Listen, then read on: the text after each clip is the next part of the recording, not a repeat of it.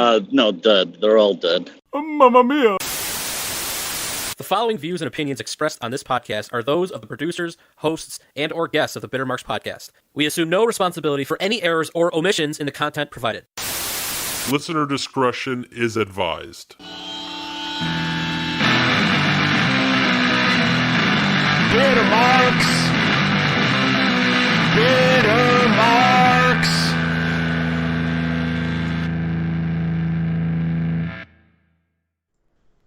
What's up, smooth babies? Welcome to Bitter Marks. It's your favorite non-wrestling wrestling podcast coming to you every single Friday at bits.com or in video version on our YouTube page. That's right. Just head on over to YouTube. Check out Bitter Marks Podcast. Just search for it. That's the best thing that you can possibly do. Our channel will pop up. Subscribe. Take a look at it. Do all that kind of stuff. And by the way, if you want to be part of the show with us, then jump into the YouTube chat. That's every single Tuesday night, live at 9:05. And then once we're done with the show, it just goes automatically on YouTube. So video form Tuesday nights, audio form Friday mornings at bittermarks.com. Bittermarks.com. Guys, bittermarks.com. Anyway, if this is your first time listening, you're probably confused. Don't worry, it happens every single show. Just email us any questions you may have about the show, bittermarks@gmail.com. You want to know who we are? You want to know anything about pro wrestling? You want to talk about non-pro wrestling? I just bought Bloodsport 4 on DVD. You want to talk about that? Whatever it is you feel like doing, feel free to email us, bittermarks@gmail.com. Did I mention you can get our podcast in audio form Fridays at bittermarks.com? Anyway, I'm your host. My name is Sasha, and I'm joined by my dear friend. I see this guy more than any of my family members, and we will be storming a Capitol building near you in the future. It's Peewee. God damn it, what's going on? What's up, buddy? What's up? But why are you yelling our website, bittermarks.com, over and over again? What is going on over there? Do you have some secret mission on the to get more visitors to the website? No, apparently last week you told me that I plugged the incorrect... Multiple times last week, Sasha, instead of saying bittermarks.com, you said flipsandbumps.com on this podcast. Okay, that makes sense. Okay, what's going on, man? Just trying to beat it into my head, you know. This week we are not going to be joined by the punctual prince of podcasting from parts unknown Illinois, producer Tony. He's not here this week. So what I would like to do is actually request that we play that Big Show throwing Rey Mysterio. Yeah, the entire episode. This was a request you made. Was it during last week's show? Last week on the show and every previous week in my mind while the show's going on. This is rough. The more you watch this. If you're not watching on YouTube and you're just on the audio, it's Big Show baseball swinging Rey, who is tied to a stretcher, like in one of those flat boards, and his arms are pinned to his sides, his chest is pinned to the board, he cannot move, and his legs are pinned down, and it's Big Show swinging him like a baseball bat at the ring post, and then just letting go of the board. And then it's, because again, Rey is 100% restrained, when Big Show lets go of the board, it's just the board and Rey crashing to the ground face first over and over and over again. This is fantastic. Peewee, I'm going to have to ask you to take over here and give a little spoken word to the people, because right before we started recording, I heard like loud talking. No one is in my house except my wife. Okay. I believe it's the television. Okay. But now all of a sudden my room smells like smoked meats. And neither one of us eats smoked meat. What is going on? I'm either having a heart attack or something's going on over here. But I need to go check it out. So you just talk about... Oh, man. Go ahead. Yeah. Go. That's fine. Oh, jeez, guys. This is good. This could turn into like some horror story that we're going to watch unfold live on YouTube. If you're in the chat, please feel free to say hi. I see Hotori Hanzo's already here. What's going on? Man, this is definitely, it's already reminiscent of last week. I've already had to check in the video feed that I can see on my monitor to make sure that my closet door is closed this week. As soon as we stopped recording last week, I got up and basically sprinted over there to make sure that door was closed and haven't opened it since. This is right up there. Okay, John's in the chat, still under +1 goofballs, but there's 2. Hi, John. Yeah, guys, this could be interesting. The smoked meat thing specifically, like Sasha said, he is a vegetarian. Megan his wife is also a vegetarian. What was going on over there? Is everything okay? I don't know. I walked into the bedroom that is closest, and my wife's watching TV, and she's like, "What are you doing in there?" And I'm like, "What are you doing over here?" And we both think that our neighbors are just smoking weed, and it smells like a skunk or something. Okay. But to me, it smells like smoked meats. It smells delicious. So I don't know what's going on, but everyone's okay. So thank goodness. I was worried. Okay. So is this just part of one of the side effects of you wanting to come off of the vegetarian train? You just think you're smelling meat everywhere? Or your nose is like high powered and then it can smell out meat from a place that it normally wouldn't be able to? I don't know. I wish I could bottle this and like send it to all the smooth babies, because I would eat this if this was served on a plate, whatever this scent is. But amazing. Okay. Well, the chat is now blowing up. Yeah, I was waiting for the guys to chime in while you were gone. It looks like CU Comedy's in there, Primetime's in there, Evita's in there. This is great. Everybody showed up tonight. Awesome. I'm glad they showed up when I was not in the room. We need to do a solo show. Just you do a solo show constantly. I told you before we started, I am definitely under the weather today. Even on top of the weather, I would not be. That is a terrible idea. I don't think that anybody wants to hear that. Well, my favorite part about producer Tony not being here is that we go 3 to 4 hours per show. We will break YouTube. That's I'm down. Okay. Yeah. So we got no time restrictions here. We got nothing going on in our lives or otherwise. So let's start this show today. We don't have any new states. We don't have any new countries that have listened to us. But I do believe that we have a Peewee career update.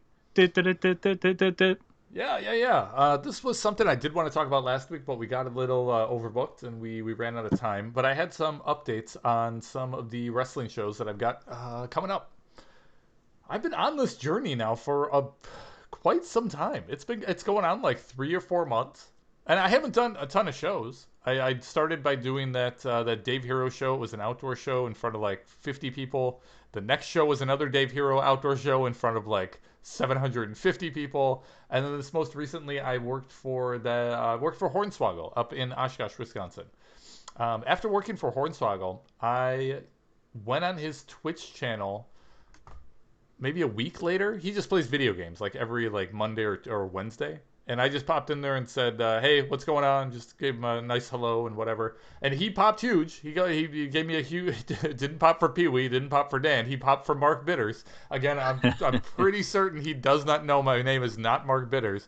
And he, as soon as he saw my name pop up there, he's like, "Hey." This is like he gave me a shout out, thanked me for working on the show a week and a half prior to when I was in the Twitch chat, and right after that he said, "We've got a couple shows coming up that I want to book you for. Please hit me up. Shoot me a DM as soon as this Twitch is over." I said, "Great!" Like these bookings are getting easier and easier. I again don't have to search them out; they're just being thrown into my lap. So I waited till the Twitch stream was over, and I shot him a quick message, and he immediately got back to me and said he wanted me to ref his October 1st show and his October 3rd shows. Wow. Yeah, both are in like middle of nowhere, Wisconsin. The one is in Oshkosh, again, same building. The other one is in some other town, Wisconsin. It's not close to Oshkosh. I think it's about 45 minutes away. And they're 2 days apart. So it's not like I can spend the night up there and make it easier. I will have to travel, 3 hours there, 3 hours back to Oshkosh. I think the other one is like 3.5 hours there, 3.5 hours back on that Sunday. But it's still experience that I'm looking to get under my belt at this point. So I'm very much looking forward to that. I don't know anything about these shows, but as they get closer, again, this is October, so we still have to go through all of September. And as those shows get closer, I'll definitely give you some updates on that. And then the only other show I have in the books right now is that October 9th show. That's the show in Kenosha, Wisconsin at the Brat Stop. The Brat Stop, you never worked the Brat Stop, did you?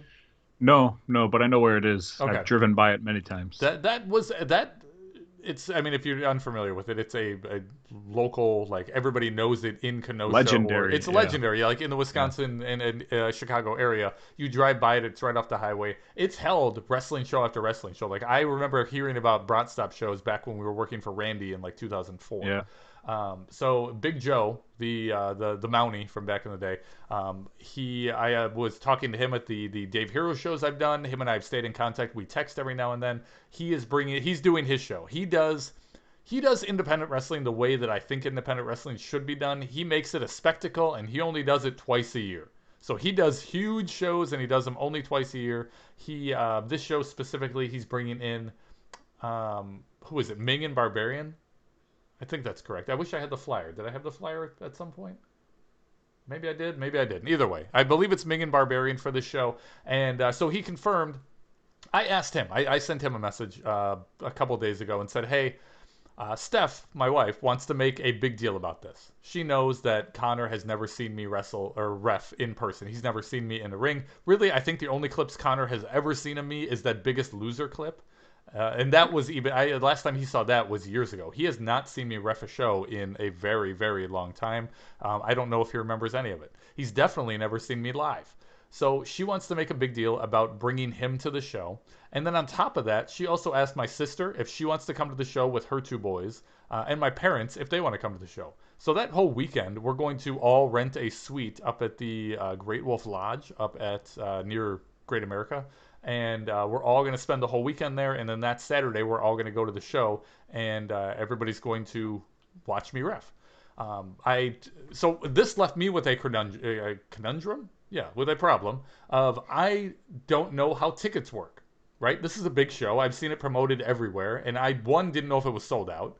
Two, even if it's not sold out, how do I get tickets? Like, I want to make sure that everybody can go and has good seats. So I messaged Joe, I think this was just last night or the night before, and just said, hey, man, I told him what my plan was. My wife wants to make this a big deal. She's planning on bringing like 6 or 7 people. What's the best way to go about getting tickets for them? I got two words. No, I got 3 words back from him. All he said was, they're on me. So Big Joe, the heart of gold, I sent him one text. And again, this is the guy I haven't talked to in 12 years, right? And him and I just started to rekindle our friendship. 6 or 7 tickets is a lot of money. Like at $12 to $15 a ticket. Like I was gonna say, even if you take out your payday, it's still a lot of money. That's what I said. Yeah, so my response was, no. I can't have you do that. You know, I'll absolutely pay for it. Just let me know how to do it. He said, absolutely not. I will not have you do that. And then he also said, I will also do you the favor, and I don't know if this is a favor or not. I enjoy it, and I think it'll turn out good. The old Peewee would not have thought this was a favor to me, but he's also said, I'm also going to make sure that you're the only ref on the show. Wow. So that way I've got every match. So now to me, this is a great thing because now I'm showcased the entire show from bell to bell, from start to finish for my entire family who's sitting ringside for Conor specifically. The old Peewee would have hated this in that I'm not going to have any resting time. I'm not going to have any time. You guys know my memory sucks. Trying to remember the finish to 7 to 9 matches, including the main, is going to be impossible. I'm going to have to be doing a lot of talking inside the ring. It's going to be an interesting night, but it should also be a fun night. So we'll see how that goes. Primetime in the chat is asking where in Wisconsin. That's a good question because it could be out by him. I believe he's from the middle of nowhere, Wisconsin. Kind of, except I'm pretty sure he lives in Florida now because he is a good man. He says, wait, oh no, I'm reading Hattori Hanzo. How many Chivapi will $50 Bolivian buy? Great anyway, question. What date is that show? That's October 9th. So the 2 Swoggle shows are October 1st and October 3rd, and then October 9th is the Brat Stop show.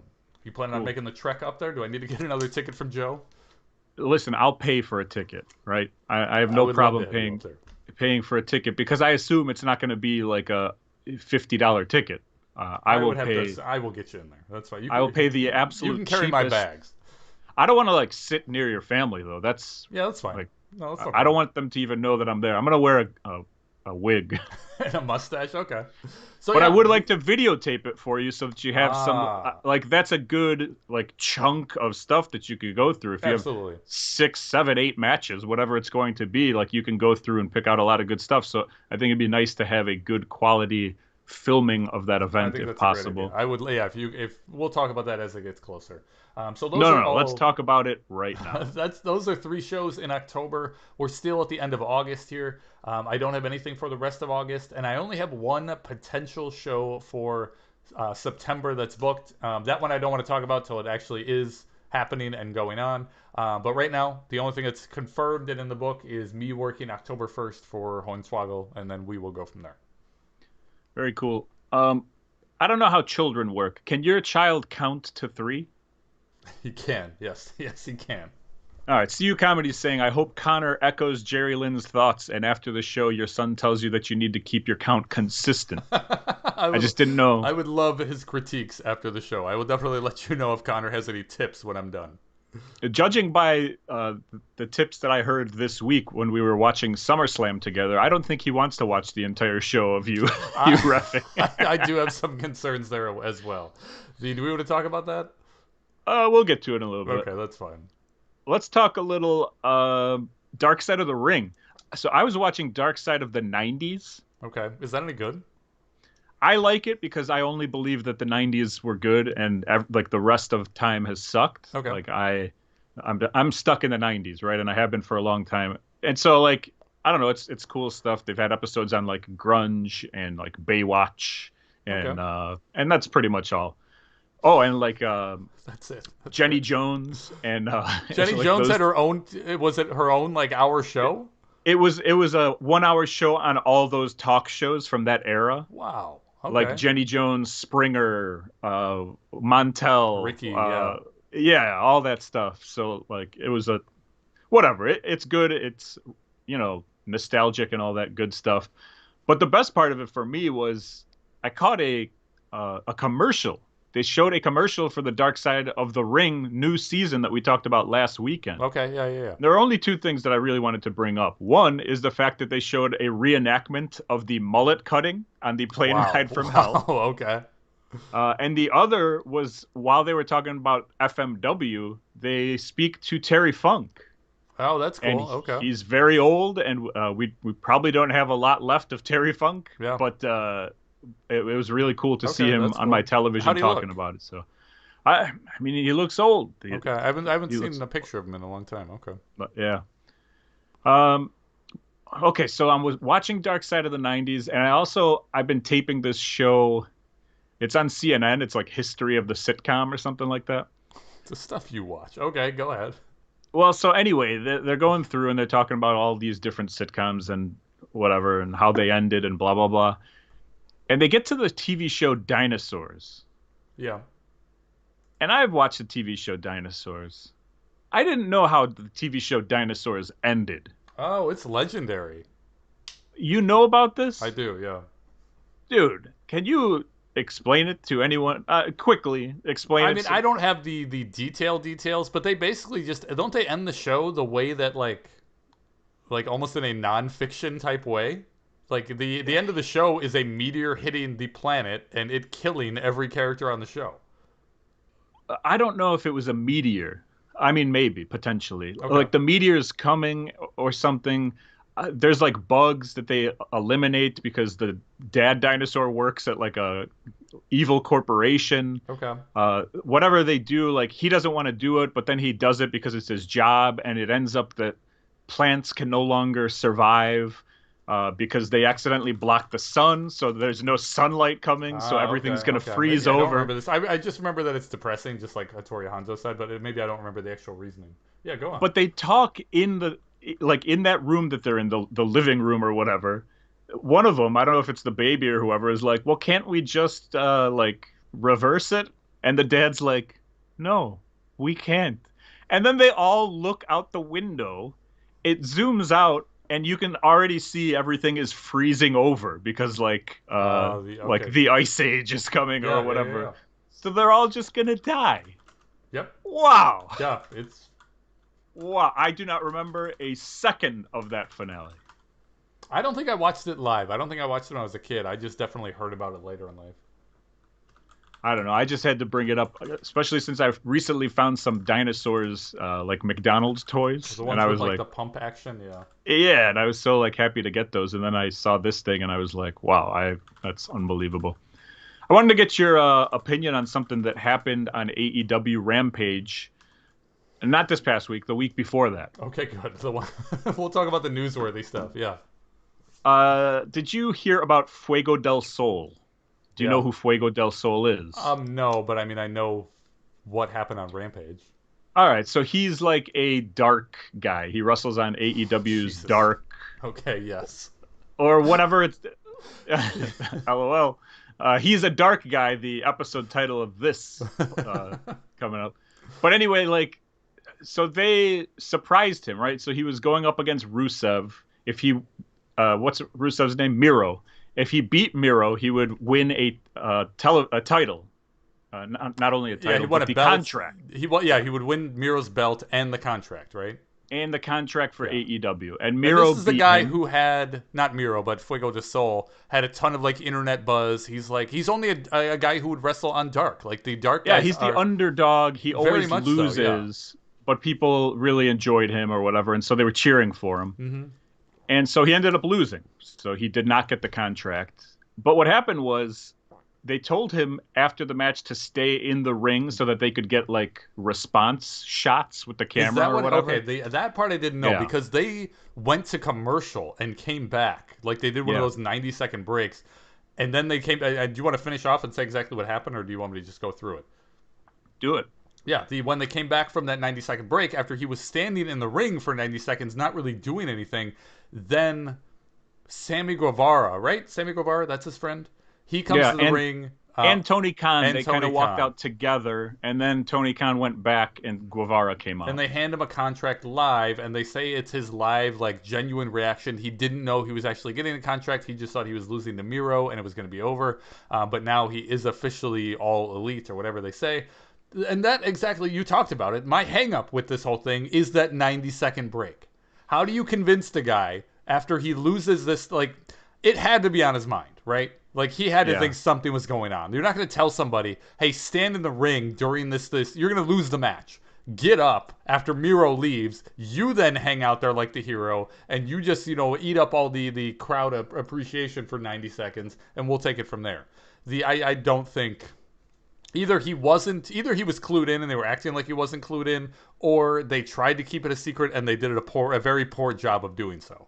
Yeah, I mean, they could have lied to him too. They could have been like, "Stay out there." That's what I'm saying. But to me, that's doing a poor job. Because if I'm Fuego de Sol at that point, I'm going to think something's up. No, but I'm saying they could have said like, Lance Archer's going to come out once he gets to the ring. You look at him scared and like bail. So like he thinks the show is going on. Sure, and maybe you have the ref saying he's coming, or stay here, or something. It's all hearsay and speculative. But I guess the bigger part of the question that I wanted to know is, did you think it was cool at all? No. Obviously, minus that 90 not. seconds. I was hung up on too much other stuff. I didn't, and I had no prior like engagement or investment into Fuego de Sol. Me too. So I don't really care.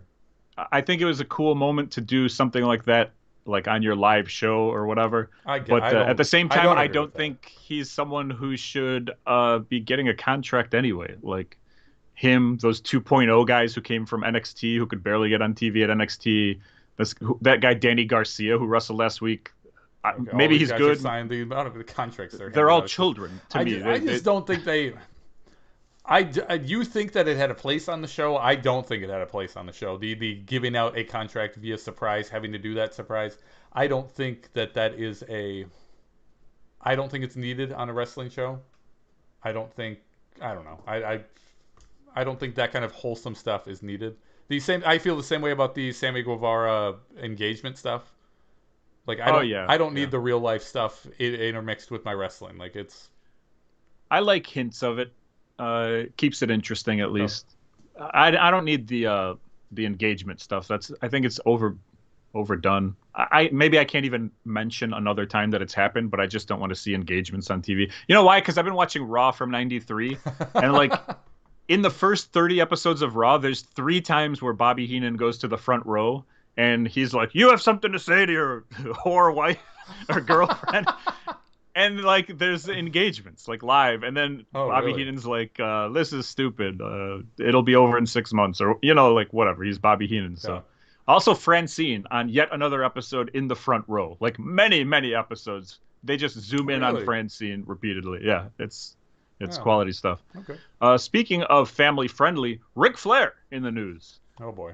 We're not going to talk about why Ric Flair was trending, but I did think it was interesting that he signed to return to the NWA this Sunday on their pay-per-view. Oh, I didn't know they announced a date. That's cool. Yeah. What do you think about that? Yeah, I mean, it's not know. like it on it paper means... it's cool. Yeah. I don't think it's going to be as cool live, but on paper, Ric Flair in the NWA is going to be awesome.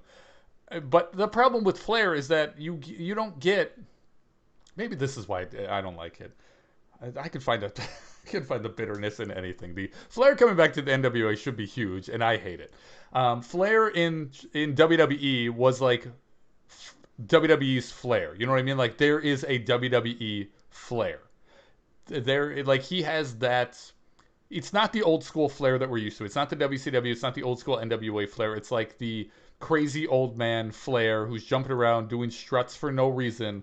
You know what I mean? It's all like, he's like a caricature of what Ric Flair is, what he used to be. Yeah. And now when he goes to places like when he was in AAA, a week ago or 2 weeks ago, we got the WWE Flair in AAA. Give me a new Flair. Give me like a new. Have him reel it in a little bit. Have him be. If you're gonna strut, give me a reason that you're strutting. You know what I mean? Like, I don't need you to strut to the ring. I need you to do something and then to flaunt it in the guy's face. Then you strut. Yeah, I hear what you're saying. What if they announce for the next pay-per-view Ric Flair versus Nick Gage? Oh, the amount of blood. The amount of blood in the ring. Oh. I'd pay money to see that. And I'd pay money to see you ref that as well. I do want to talk a little bit about GCW because that show 3 Cup Stuff that we're going to, they actually just announced today, a couple hours ago, another match. Now, we already have a couple matches I don't think we talked about. Jake Something versus Effie, which is going to be a cool match. Okay. I like Jake Something. He's an Impact guy. Super Crazy and Hoovy, that match was announced. Right. The show that we're not going to, they're taking on each other. The show that we are going to, they are tagging against 6 other men. 3 different tag teams of like luchadors and people whose names I have never heard of before. Okay. El Hijo de Canis Lupus, which I believe me and Ivica talked about this. We believe it means like a wolf with lupus, a child of a wolf with lupus or something. Okay. Gringo Loco, Ares, Laredo Kid, all these guys. It's going to be insane. Okay. Obviously, lots of flipping and craziness. But the biggest match, I think, that was announced, the one that was announced a couple hours ago, Nick Gage. I've been wondering where his match is going to be. Yeah. And he's teaming up with SGC, the Second Gear Crew, which is AJ Gray, Mance Warner, and Bittermark's approved Matthew Justice. Okay. Taking on Warhorse, who we've seen on AEW once. Yep. Danhausen, a big favorite of a lot of people. That one surprised me.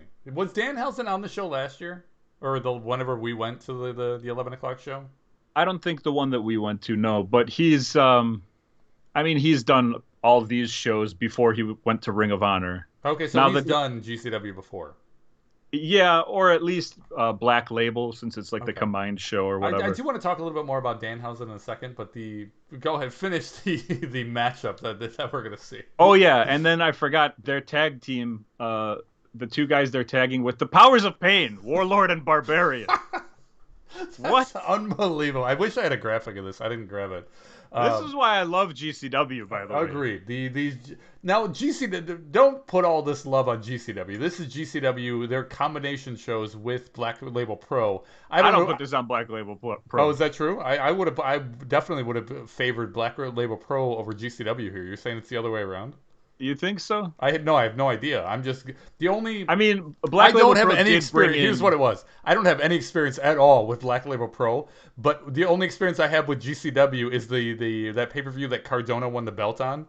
And I saw the rest of the matches, and I gotta think that they don't have the ingenuity to put the powers of pain in an 8-man tag match.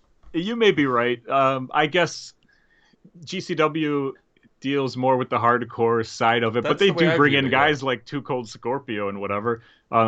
They brought in Marty Jannetty to take on Joey Janela and stuff, like so they've dipped their fingers in that Kool-Aid before, in the Marty Jannetty Kool-Aid. But but Black Label Pro does shows in like Northern Indiana, and they have brought in more of like guys that you would know that are just indie guys now. They used to be a lot bigger guys like Powers of Pain, whatever. I didn't even know I would have guessed that one of them had to be not with us anymore. Yeah, I'm happy that they both are. Absolutely. And I'm very excited to see them against Nick Gage. I wonder if these people know who they're getting into a match with beforehand. Because I want to get back to Danhausen. You're familiar with Danhausen? Yeah. Okay. See, I've never seen him wrestle, ever. I've seen a ton of his videos. He's starting to do more with the Major Wrestling Figure Group. He's a figure guy. So I've seen his personality. I've seen a lot of promos from him. I've seen a lot of video stuff of him, but I've never seen him wrestle. Am I gonna like his style? If he has not changed, then no. Okay. I saw him wrestle once in person. I've seen a couple of his matches and stuff on the internet and what he does. Is it comedy stuff? It's comedy, man. Halfway through the match, the Peewee Herman song would come on. And he would do that dance on the ring apron, and people would be going nuts. And I'm like, what is this? This is the dumbest thing I've ever seen. Oh, interesting. But then he got signed to Ring of Honor. Okay. I think he's gotten bigger since he's signed to Ring of Honor. I could be wrong. Maybe it's just I haven't seen him correctly or whatever. But the other thing is, okay, Ring of Honor is a completely separate thing, right? He should be a good wrestler in Ring of Honor. I haven't seen him wrestle in Ring of Honor. I don't know what he's doing there. But the stuff that he does, the comedy stuff, the promos, everything outside of it is kind of funny. Okay, it gets me more and more the more that I listen to it. And does that make sense? Yeah, I feel the same way. When I first saw his gimmick, when I first saw him perform, again, not wrestling, just seeing promos and personality stuff, I didn't like it. In my head, he's just doing a voice that it's the most common. I'm with you. I did not like him a lot. Yeah, right. I first saw him. I thought there was no effort put into the voice. I thought if you ask me to do a voice, I do the Danhausen voice. And I don't. That's me saying with no skill. Now I'm not saying he doesn't have any skill. My point is the skill comes from the way he utilizes the voice and the different aspects that he utilizes it there within. But the sound of the voice really got me and really annoyed me. And then I didn't know anything about his what the actual personality was, and I still don't really understand the wrestling part. So I'm interested to see it. I just fear that I'm not going to like it. Does he bleed? Who's going to bleed in this match? Could Nick Gage probably? Well, sure. Matthew Justice probably. Just the entire heel team. Warhorse probably will. I've seen blood on a Warhorse. Wait a minute. Isn't Nick Gage the hero of this company? Who's the heel team? We're all faces, my friend. Amazing. Hanzo says he does comedy wrestling. +1 Goofballs chimes in. My 9-year-old daughter loves him. He wrestles weak, gimmicky style. Okay. Dear friend Sebastian chimes in. Tunes in immediately to see Big Show being thrown around like a kid-sized baseball bat. I love that you have that video continuously going, and that's probably my favorite part of this episode so far. Agreed. Check out the YouTube if you're just listening on the audio. If you'd like to see Rey Mysterio get dumped on his face literally over 400 times in a row.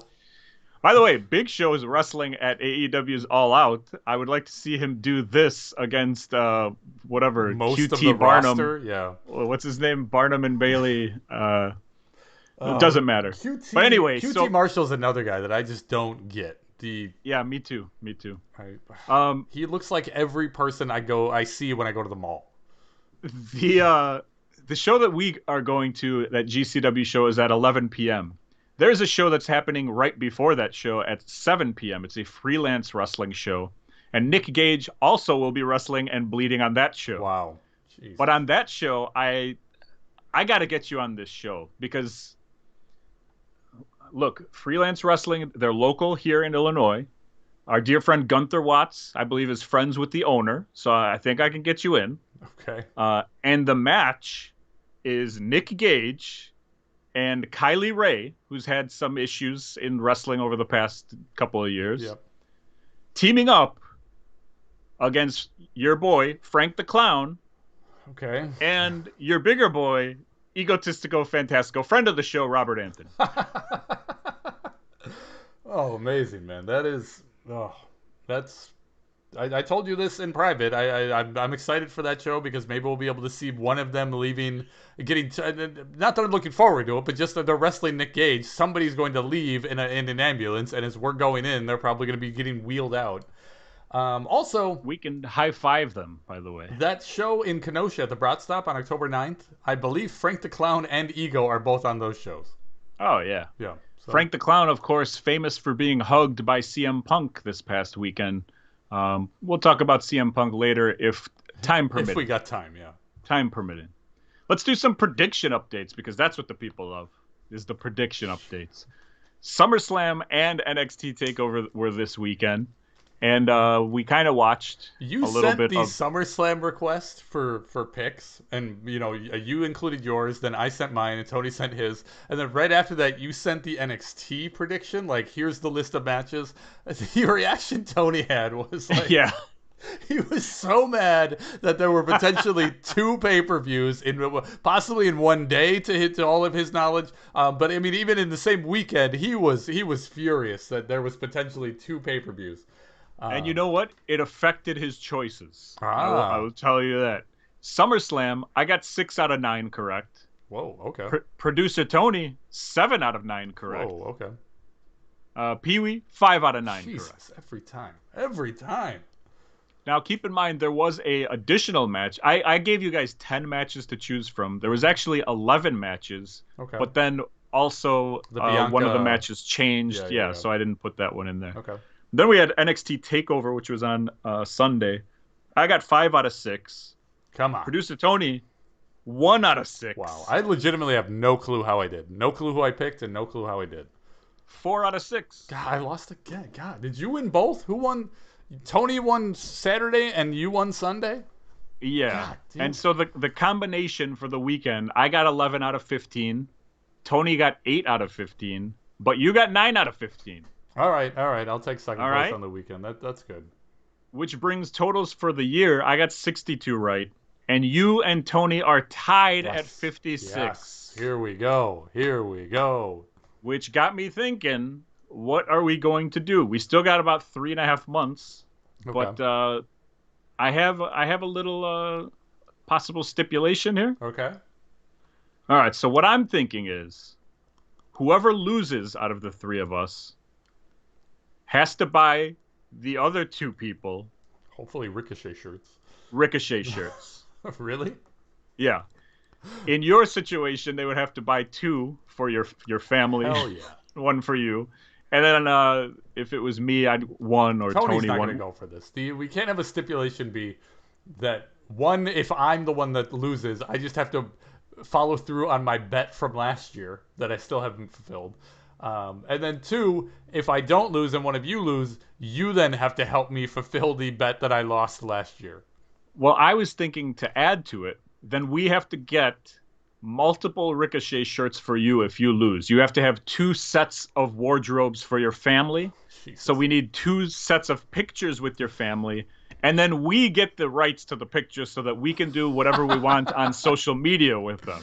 Interesting. So we will be tweeting at Ricochet possibly offensive tweets under the guise of you and your family. That's what I'm thinking. Fantastic. And my love for not wearing a mask. Okay, that's great. Hey, your words, buddy, not mine. We had a fun time. Producer Tony had us over at his house to watch SummerSlam. Santino showed up, which was surprising. Yes. Ivica was there at Kim Jong-il-medic on Twitter. Also it was like surprising. The 1998 World Cup all over again. It was fantastic to see you guys. The best match of the evening was Producer Tony's dog, Daisy, taking on Santino's dog Meadow. Literally, Iron Man match. Oh yeah, here. all night, all night long. Bell to bell, pillar to post. It was relentless. And if there was one stipulation that you could have in this dog versus dog fight, the additional stipulation of your child Conor being terrified of dogs, but in the room the entire time. Oh, this made for a great day. Okay, so we got there first. We got there at like 5:30, 5:45, something like that.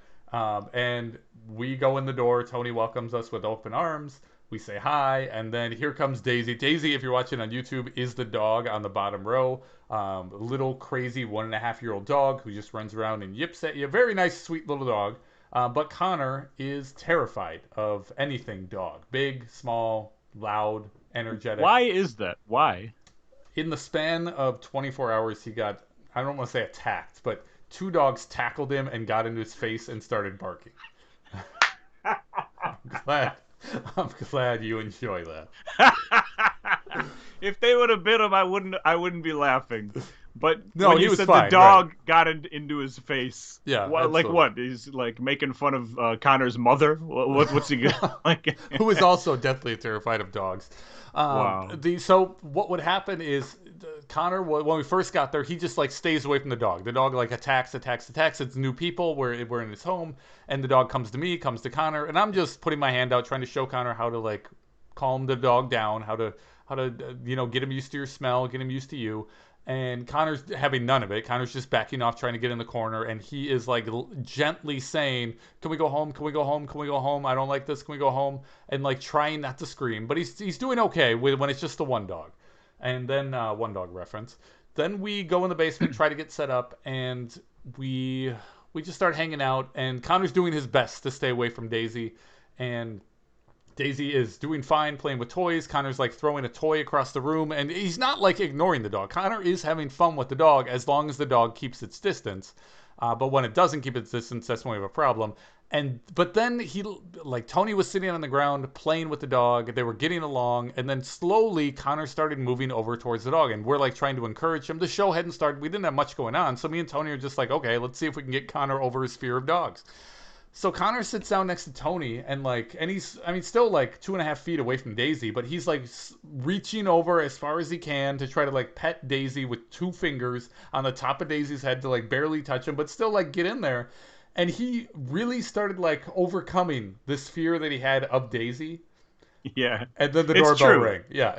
You were there by then, right? Yeah, you were there by then. And then just as he's like getting comfortable with Daisy, the doorbell rings, and there's barking upstairs, and Santino's there, and he's brought his giant bulldog Meadow, and now it's World War III. Now the 2 dogs are just so.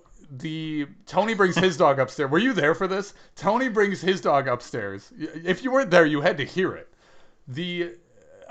To go get Santino and his dog, Tony knows he has to introduce his Daisy to Meadow, and they have to get them used to each other before they put them in this confined area in the basement. So Tony brings Daisy upstairs, brings Santino in the house, and they go upstairs, and they take a little bit. It's like 10 minutes, and we're just chilling downstairs. Eventually, Conor's like, well, I want to go see Daisy. And I'm like, okay, let's go upstairs. Let's go see. We go upstairs, and Daisy, and we open the basement door, and there's Daisy staring at Meadow, and they're kind of just like, not growling at each other, but just like staring at each other, like little yips, kind of like going back and forth at each other, nothing crazy. And then it was either Meadow, and Conor's like kind of close, within, maybe 2 feet of them. But then either Meadow or Daisy makes a move that the other dog doesn't like, and then they go nuts. And they start barking and growling and biting at each other. And Tony and Santino have to get in the way. And it's the only time, but it did happen, it's the only time of the day that Conor, as loud as he could, screamed, "I want to go home," and then started crying. He was absolutely terrified, and I felt for the kid. I mean, it's all jokes aside, he is a coward. But no. I mean, I feel bad for him, obviously, because fear of dogs and whatever. Like, I have a fear of wasps, obviously, which we'll get to a little bit later in the show. But then the problem became like we were all downstairs in the room with the doors like closed Right, and doors everything. are closed. We've got 2 dogs with us, and it's A terrified child. one dog is not at its home. It's in a new environment with like 6 Yeah. people it doesn't recognize. The other dog is in his home, but there are 6 other people they don't recognize, and there's another dog in the room. It Yeah. was chaos, and the Theater seating and then a plancha over the from the theater front row seating. to the back row. Oh, Yeah. it was great. It was way more entertaining action in the seats than there was on the screen. It was. I was gonna say we only watched like 40 minutes of SummerSlam. Agreed, I'm pretty yeah, sure totally. because we were all playing with the dogs, which was It was a fun. good time. Yeah, we went to the mall the next day and they had one of those like they'll go in and pet a dog thing where you can like see dogs that are for sale. Conor tried to drag Steph in there to make her buy him a dog. Like he loves Daisy. He's seen like this setup, the YouTube setup that we have, but previously he didn't know who the dog was. I brought him in here 2 days ago and said, "Hey, do you remember seeing this?" Because he likes to pick out the pictures that I put on the bottom every week. Do you notice anything on here? He's like, Macho Man, no. Andre, no. And then he saw Daisy, and his eyes lit up. He's like, "It's Daisy, my buddy." He was very happy to see Daisy on there. It's going to be awesome when we get you to buy him a dog. Also, one of my favorite parts was that he is a compulsive liar and kept telling us that you guys have a cat living in your attic. So I say lie. He continues to this day. He's still telling me that he's sneaking into our attic to feed this thing. Yeah, and also we learned that Conor doesn't really like wrestling. He wasn't into anything until he said his favorite part was when Brock Lesnar showed up. My only hope of this whole show was to keep his attention was John Cena being there. He does like John Cena, but even Cena wrestling, he wasn't. It didn't capture his attention. yeah, I believe one of his direct quotes was like, "I don't really like wrestling, but," and then he said like whatever. But I have a cat Powers in the of pain. attic. Yeah. Yeah. Anything from SummerSlam you want to talk about? The Becky Lynch match or Goldberg or anything that? No, don't really care about Goldberg. I mean, it sucks that Goldberg's on the card at all and that he's not done. But he didn't win, so I can't really complain there. Becky Lynch, I know there's a ton of complaints there, but I have the same feeling on that I do anytime they do one of these things that the internet gets all up in arms about, where we don't know where they're going, we don't know what they're doing with Bianca. If you remember, Daniel Bryan lost his belt at WrestleMania to Sheamus in 15 seconds, and the next night Daniel Bryan was the biggest thing in wrestling ever. So I wonder if Conor would like AEW. He's seen a little bit. He likes Jungle Boy. Like if we watch All Out or whatever, is he going to lose interest like he did with the WWE, or is it going to be like kid friendly because there's Luchasaurus and Chavo Guerrero and whoever else? There you go. Yeah, we'll see. We'll see. He will probably want to come, just not for the wrestling, but more so for the dog. Here's another question for you. At what age does Conor get to watch Bloodsport? Oh, good question. We haven't even watched movies like Ghostbusters or Back to the Future. Neither have I. I know. There's a ton of stuff that normal people have seen that he hasn't seen. He hasn't seen any of the Marvel movies, and all that is on our to-do list. We'll get to Bloodsport, but he probably will have to be like 12, 13. I will say this. I had to drive out to where you guys live, and I hate doing that. It's my least favorite thing of my life, to go visit you guys.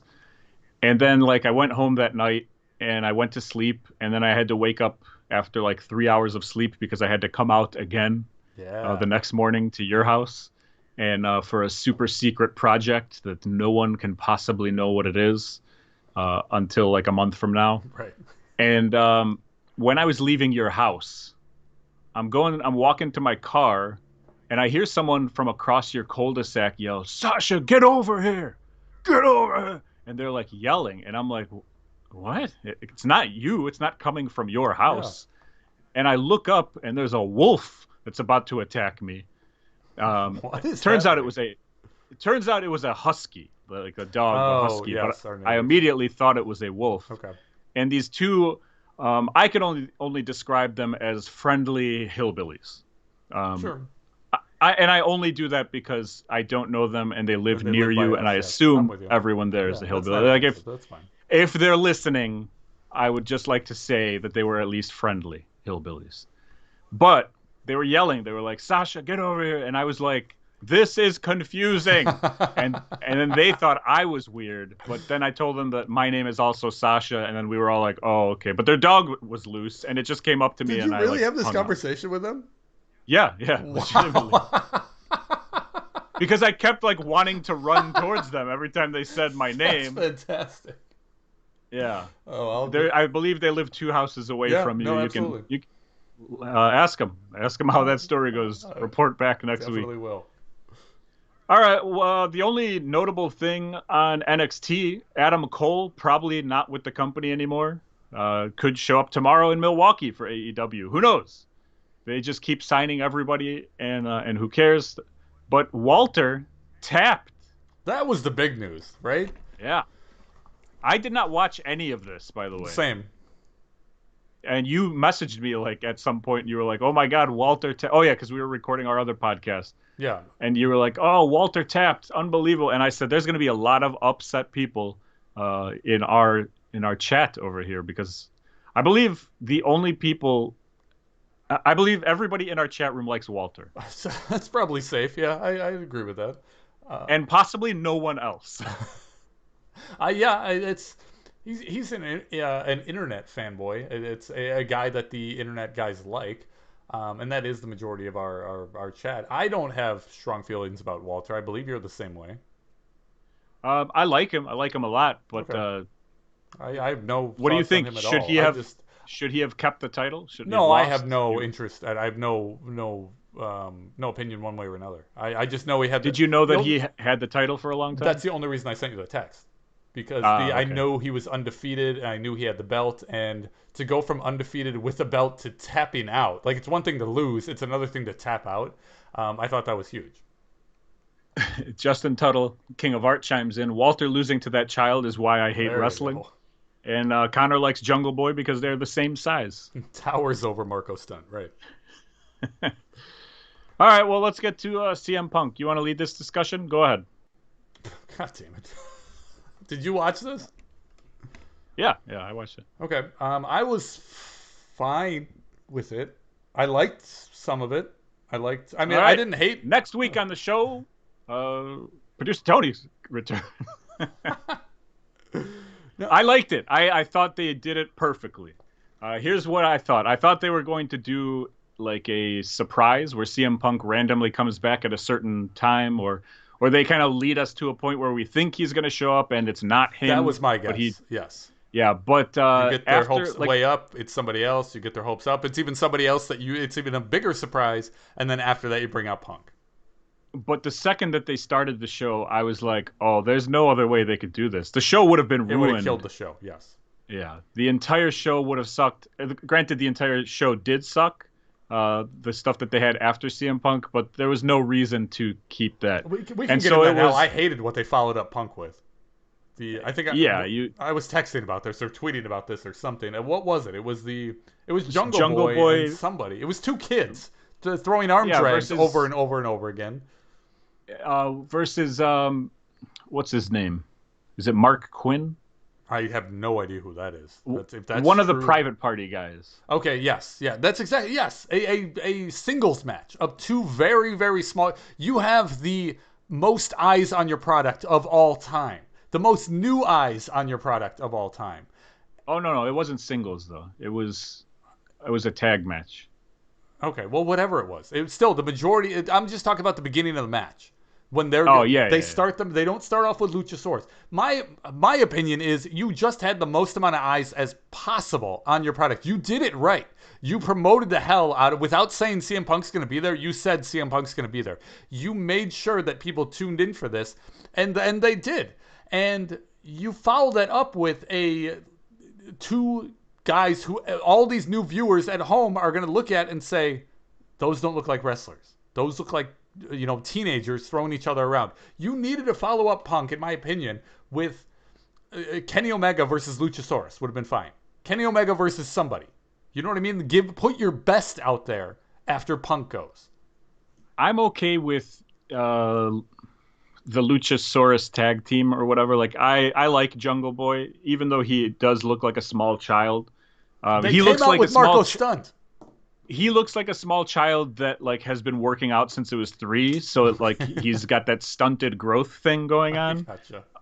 But he's still a good wrestler in my opinion. He does a lot of the like flippy whatever stuff, but like I like him and Luchasaurus as a tag team. I'm okay with Private Party as a tag team, but I do think you're right. It was kind of like, all right, you have to keep the show going strong. That's not what you do with this show to keep it strong. And then you end the show with Jon Moxley versus Daniel Garcia, who has been on TV for like 3 weeks now, with 2.0, who's the NXT rejects guys who got cut, who look like the Five Below version of the Young Bucks.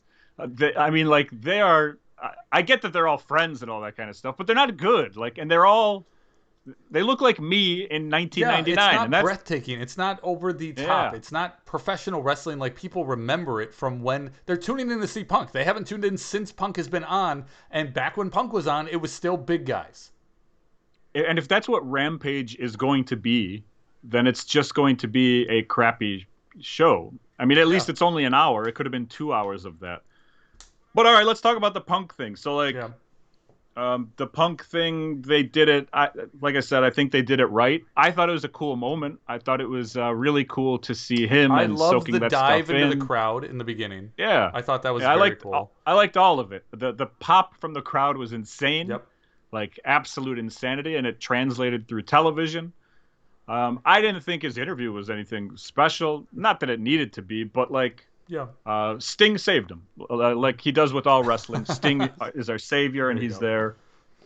And I don't know, they set something up. He's going to be, I guess, in Milwaukee tomorrow. Do you think he does anything besides talking? Does he get into a brawl? Does he start doing anything physically? And that was my fear when like right before the show went live on Friday. I was like, well, if they just have Punk coming out to talk and he's just like this mouthpiece, or he's just like, if he's not actually going to wrestle, they've got a problem. Like they have all this build up. It's not about Punk debuting. It's about, yes, Punk debuting is going to get a huge pop, but where do you go from here? You need to build off of this and go somewhere with it.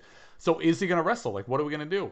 I don't know what he's going to do tomorrow, but I think by setting up him versus Darby, which I didn't like that they're putting him with Darby first. But considering that's where we're going, they're going with Darby. It's a direction. It's a direction towards wrestling, and that part I do. It's like, what do you do? Do you ruin the guy who's one of your top baby faces in the company, or do you ruin the guy who's CM Punk who just came back? That is another choice, right? Darby is totally on the upswing. He probably has the biggest upwards trajectory of anybody on the roster. Yeah. Who's going to win this match? How do you book this match? They have to have something planned here. Hopefully it's just Sting going over. Yeah, hopefully Sting goes over on everybody. I do think it's interesting that the Young Bucks, and I say it's the Young Bucks because I really believe this all stems from the Young Bucks, but they were able to do something that Vince was not in getting CM Punk back into wrestling. Sure. I think it's a huge moment for wrestling. That's why I did like it. Obviously, you guys know that I don't like CM Punk. However, whatever. I'll give him a fair shot. I will watch him wrestle. Maybe he's good. I never watched him wrestle after I saw him on the indies and stuff like that. So, like, I don't know what I think about him in the ring. I just obviously have a bad taste in my mouth from him. I don't like him personally. You know, that 1 3-second interaction I had with him in my life that I've held a grudge for 20 years. Sure. It's a good thing to do, you know. But whatever. It's good for wrestling, in my opinion. It was like good television. It was cool that it was in Chicago. Chicago continues to be the best wrestling city. I mean, we have everything here. Yeah. GCW, and that's it. What you said is exactly right. It's whether you're a Punk fan or not, and neither one of us really are. You don't have to respect who Punk is. You don't have to respect what he's doing. But you do have to respect the impact that it has on wrestling and the way that wrestling is going to go in general going forward from here. Because there's definitely a shift. Said. Yeah, 100%. You said it way better than I could say it, as I was trying to say that for like 2 minutes and I was rambling. But there was one guy here who really took it to heart. I mean, if you want to talk about an effect on the guy, how about the crying guy? Yeah, I've got that guy somewhere.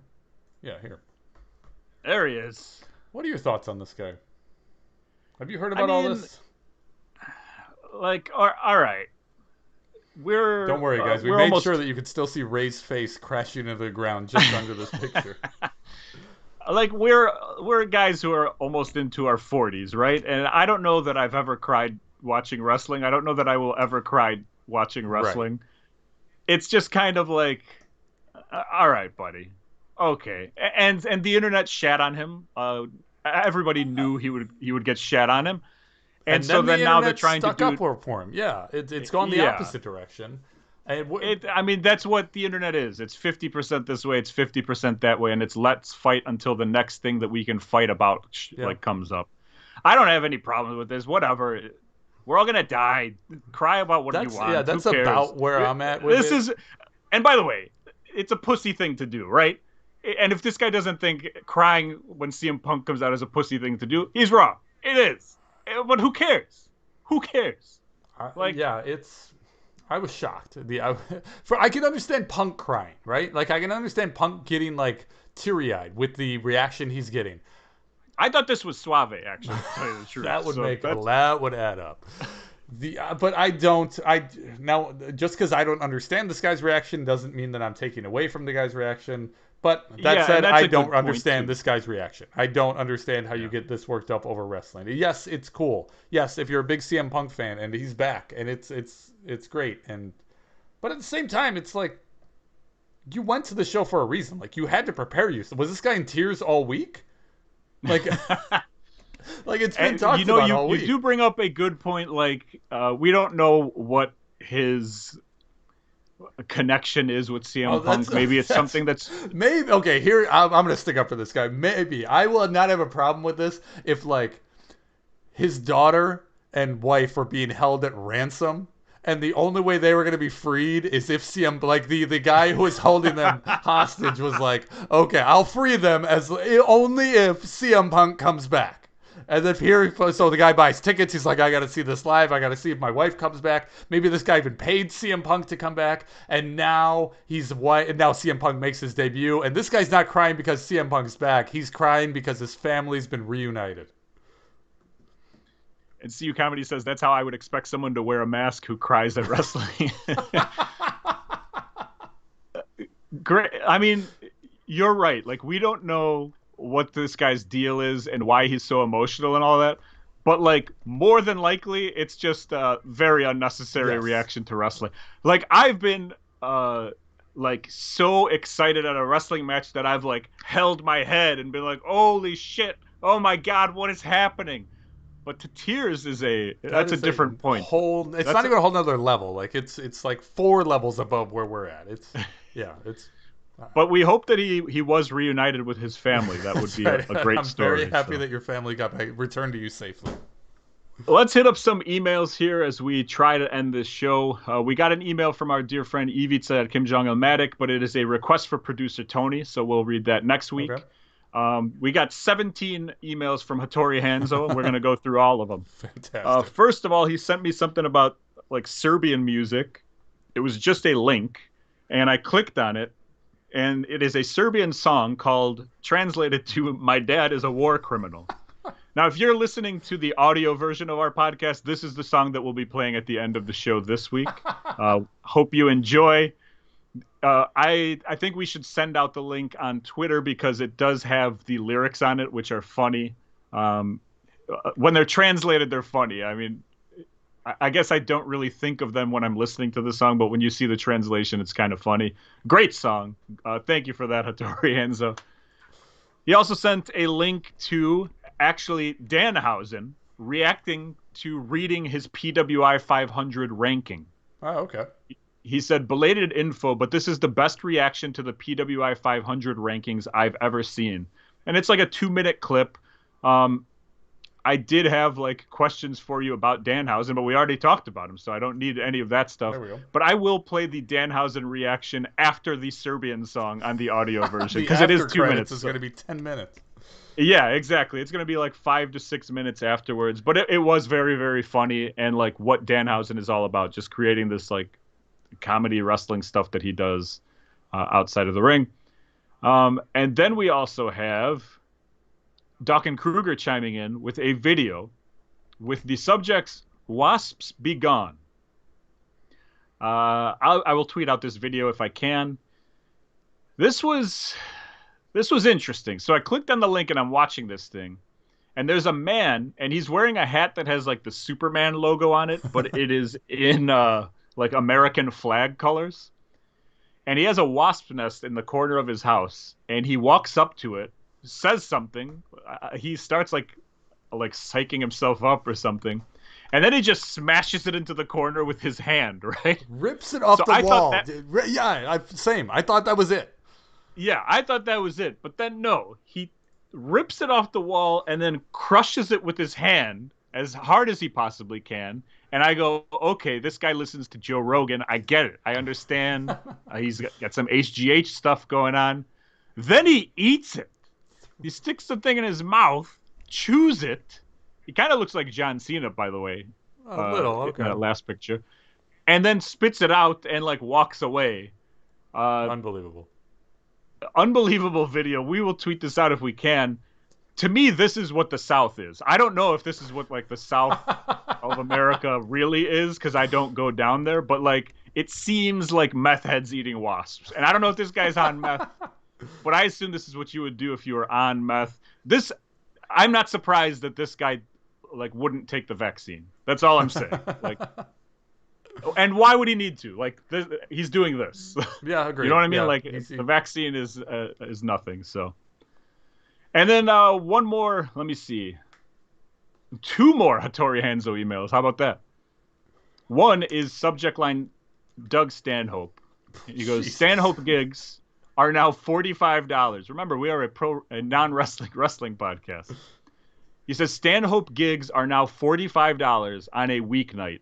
When is Mr. Main Event hitting the road? Come to Phoenix. I will buy Chino Bandito before the gig. Chino Bandito would be a better sponsor than Ball Scraped. I'm hoping this is Mexican food.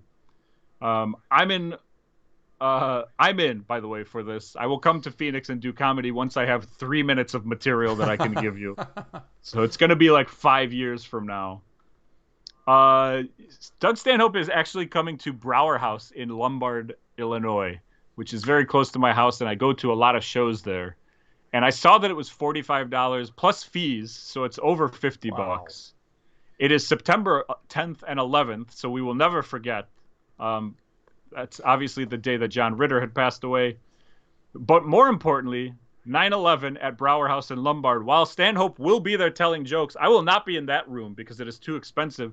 But the 90s band Sponge will also be playing in the other room. I will be in that room. You'll be in the building, okay. Yeah, I will be in the building for Stanhope, but just not watching Stanhope. And then the last Hanzo email is a response to the question that we were going to talk about today, but since Tony was not going to be here, I kind of pushed it back to next week. But we were talking about like dream play sets that we could come up with or whatever. In reference to the Mattel stuff from last week. Okay. Yeah, so Hanzo says, what did he say here? The world needs an action figure set with Beach Boy Sting and RoboCop, which I think is a good call. Would come with the cage, obviously. Of course. This is the that hilarious. Tank top. Look at that tank top. A stringer tank top. That thing is barely holding on. Yeah, I looked at that too, and I told my wife, like, next year I'm getting that type of tank top. Because I got, like, regular tank tops this year for the first time in my life. I got to do that next year. I like it. My favorite part of this event is when Robo comes out to tear the door off. He like opens the door slightly, and so he has to like close the door because the handle is supposed to come off the other side. This is Capital Combat 89 or 90 or something like that. Yeah. That would be a good one. And then he says, in other action figure news, the Roddy Piper figure in the upcoming Legends Series 12 looks like Steven Regal. Yeah. I don't see Steven Regal. I kind of see a little bit of my grandma in the 90s. It's not a good It's not a good Piper figure. Jeez. No, it is not. Like from the neck down, sure. No, I mean even the kilt is too long. I guess the hands look big too. This is terrible. Look at how long this kilt is. This does look like your grandma. He looks like a 1990s Yugoslavian soccer player. Yeah, it's not that good. That's rough. Okay. I did pick up the Bobby the Heenan Weasel figure. Okay, this there you week. go. That's cheap, I found right? I found it for $6 in the Target clearance aisle. Yeah, there you go. So I was happy with that. You want to talk some play sets? You got a couple, Peewee? I've got some. Did you want to wait for Tony, or you want to bust these out now? Let's do 2, and then we'll do more next week because I have like a list of like 55. Wow. Okay. We'll end up doing like 10 of them or whatever. But yeah, let me start off with one. I want to do, and I wonder if some of these already exist. Like, you might be able to tell me if that's true or not. Okay. But how about the Yeti, Hogan, and Giant that we've talked about on this show? The three-way hug? Yeah, with a battery that shakes the three of them, like in the video. Okay, I like that. Are you aware that the early WCW figures were like the size of LJNs, but they had a vibrating function? I am aware of that, but there was no Yeti figure. They were correct. There was no Yeti figure, but we were close to making this playset a reality already. To this day, there has not been a Yeti figure, correct? I believe that's true. Okay. What about you? What do you got? I think a layup one. I took this a little more seriously. A layup would be the ECW backdrop. Just having and that might exist. Call. I would think that has to exist somewhere. But it probably doesn't exist like well done. It's probably just like a cardboard piece that just goes across. I would love to have, the fence on either side and then like a detailed different pieces to the ECW like brick entrance. I would just, for me personally, if that existed, I would pick that up and just put it in like the back of my display. Just because I think that's like iconic to ECW. Yeah, I agree. That's a great call. I would put Sid with the fist out coming out of this. ECW original Sid, right. I was actually trying to come up with some ECW ones because, WWE stuff is kind of like overplayed or whatever. But the only thing I really thought of was like the Sandman Jesus angle. Oh, sure. Good, yeah. That'll go right to Walmart, yeah. But the other one that I was thinking, stick with me on this one, all right? There's a legendary picture of Andre the Giant just like drinking at a bar with a woman. Yeah. I think this playset would be fantastic with like with the all woman? the barware, the woman, yeah, a bunch of cans, like a bunch of them are crushed, some of them are open. Does it come with this water game that's on the bar top? The thing where you press the button everything as the rings shoot up and you try to get it you try to hook the rings. And if we get to 7,000 people who purchased it, we will throw in an elite referee Tim White figure. Oh, I like that. Okay. Because Tim White was like the handler for Andre for a long time, right? But also, if you remember around 2003 or something like that, Tim White did these promos on WWF television or WWE television where they eventually teased his suicide. Like multiple times in multiple ways, yeah. And one of them was in his own bar. Oh, that's right. So this could be like the bar / Tim White, which is the connection to Andre, which we get to 9,000. You can put a shotgun in there. Yeah, I love the whole idea of that whole set. Or just some kind of Andre not in a singlet set would be great. Like... Yeah, absolutely. In like the 2 airplane seats set would be cool. That picture, if you've ever seen it. What else you got? I don't have a picture of this one, but if you want to go big, think back to G.I. Joe's. Like the biggest playset they have is that G.I. Joe aircraft carrier. It's like 3.5 feet long by 1.5 feet wide. Like it's bigger than a coffee table. Give me a Lex Luger Yokozuna aircraft carrier playset. Oh yeah. And then when we get to 7,000, you get the Hogan. When you get to 9,000, that's when we throw in the helicopter. There's all sorts of stuff you can do here. Yeah, absolutely. And the fact that I just watched this makes me really want to purchase this. Plus, one goofballs out there says a Bash at the Beach set, which would be good. All the trash that comes in with the NWO stuff. I believe last week, I don't know if it was Bishop, somebody said the mass transit incident would be a great one. Oh, that'd be great. Yeah. I have this GIF ready to go with the Bash of the Beach one because At all times. Yes. But my other idea that I was going to save to talk about next week was to have it's not a playset, but as like an accessory, have a trash launcher. Oh, yeah. So you can have your heel in the ring, and then you load up your trash launcher, and it launches trash all over the ring and boos the guy out of the building.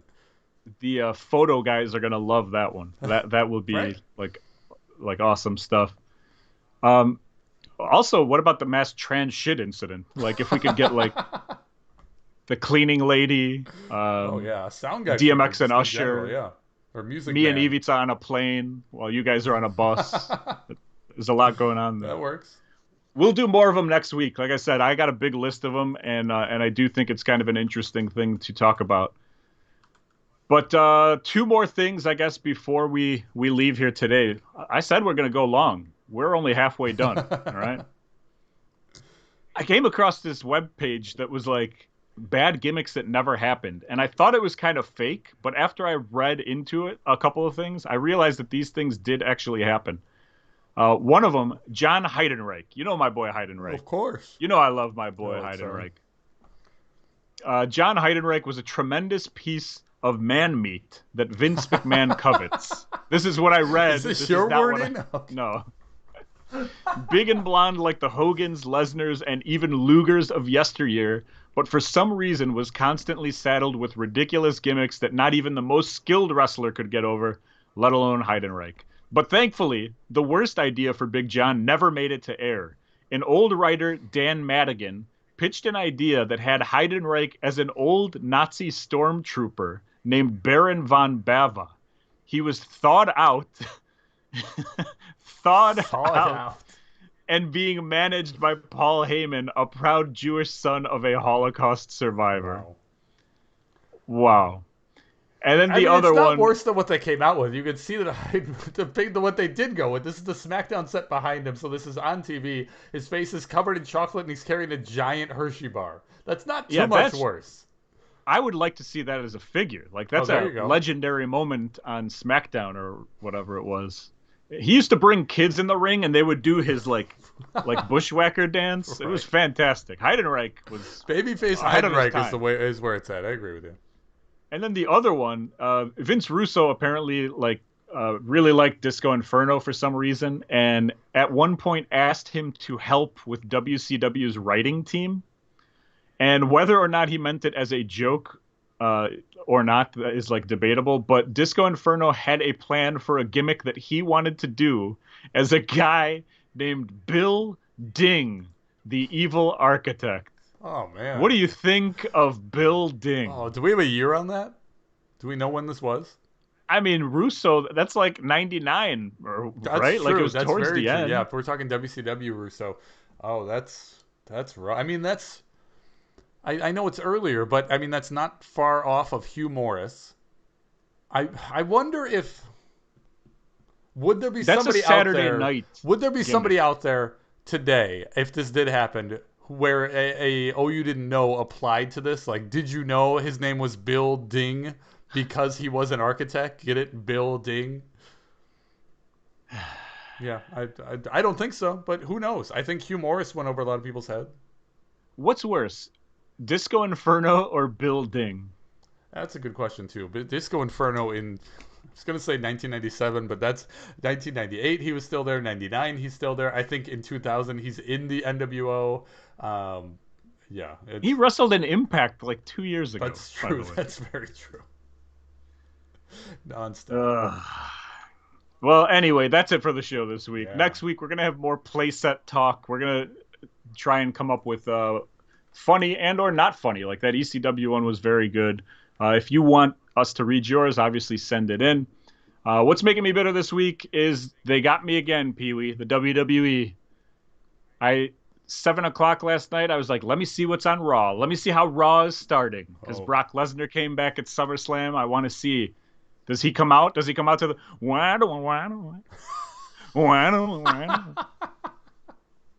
That was very good. And instead, what I got was Bobby Lashley, Damian Priest, Sheamus, and Drew McIntyre in a random order. It started as a promo, led to a singles match, and then a tag team match. The first 50 minutes of Raw was these 4 guys. Wow. And so I turned it off. I deleted the recording because it was recording at the time. And I said, I don't even care what happens. I'm not going to watch any more of this product this week. The Miz did turn on Johnny Drip Drip as well. I heard a horrible segment or something like that. So, what's making you bitter this week, Peewee? The letters Resign. Resign. Yep. Adam I get Cole, right? Adam Cole has been in the news this whole week. Is he with the company? Did he quit the company? Is he done with the company?